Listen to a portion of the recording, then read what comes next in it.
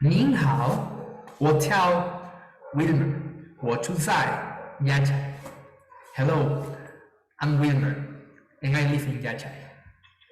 It is a pleasure to see you because today we are going to analyze the paper number 1 of the subject of water, soil, and climate change. Well, what is our topic about? This topic is about agriculture in China, specifically how to improve the ecosystem provision services, as I mentioned before, in this big country. Well, the first thing to take into account is to know what is ecosystem provision services. Well, to be specific, this thing is how this nature benefits people, how we can take advantages of plants, animals to improve our living conditions. Well, as we continue, we're gonna see specifically the provision services in Kilian Mountains.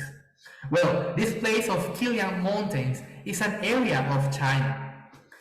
Our specific aim or purpose is to see how to improve the conditions, the agriculture in this place, in order to improve the production in the crops lands.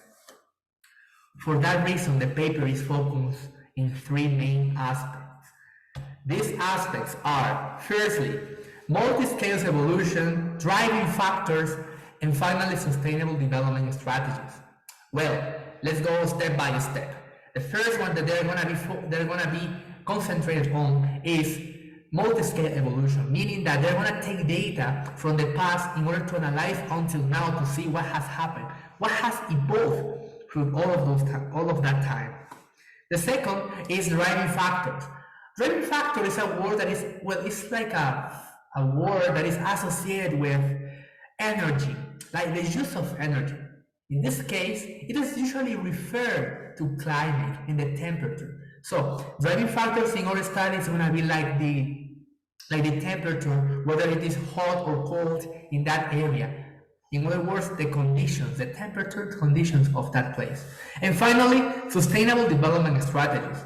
This is an important part to mention, the number 3, because we're going to see at the end how they found out the way to improve the conditions. So sustainable development strategies are ways to, firstly, to improve the living conditions of people as well as not damaging their health, meaning that the production rises, but people are not affected by chemicals or other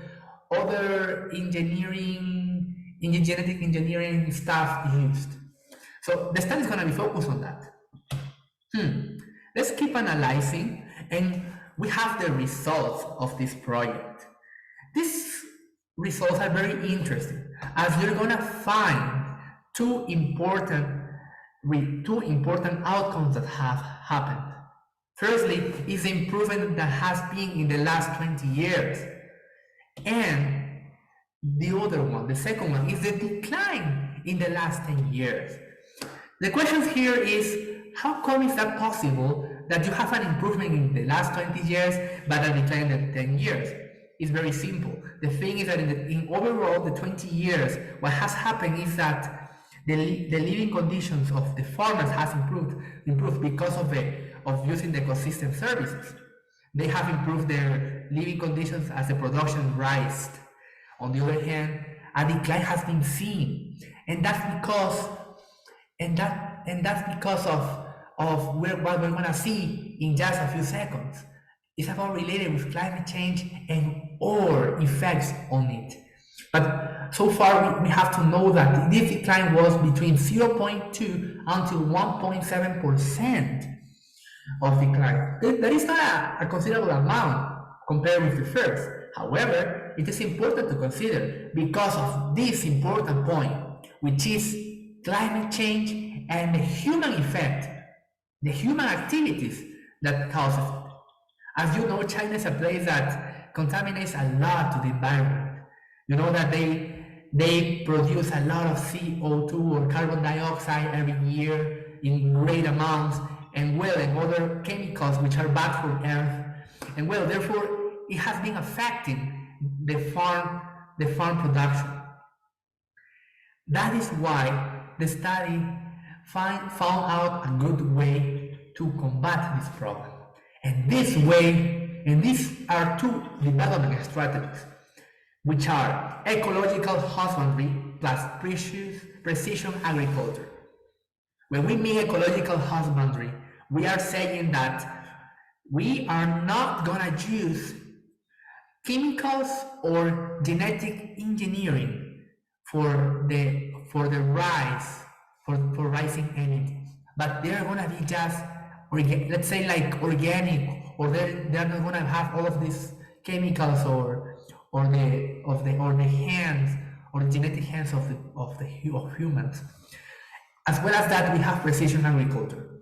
In this part, in precision agriculture, what we have is that we're gonna have a plan, and they're gonna analyze all of its conditions, like temperature, like the humidity, like the roots conditions, and all of these things, so that people from the farm can see what is the accurate amount of water that they can provide to the plant, and other substances that can be used. Other, of course, ecological substances. Well, what are the results of this project? Well, the results are that people are happier, as you can see here. Well, and that's because using these two methods, or these three strategies, has allowed them to rise their living standards. As it has to be said that in the past, these guys used to be in the city. However, now, thanks to the development of this area that is being analyzed, people are migrating again to farms, and there the soil is being used. Finally, 5 methods were used here. Well, I'm gonna say 2 of them, which is first, industrial layout and ecological technology. Well, the 2 ones which are so related with what we were saying before. So, thanks for listening to me. I hope that you like this video, and as a Chinese person will say, 再见. Bye, 再见, and thank you.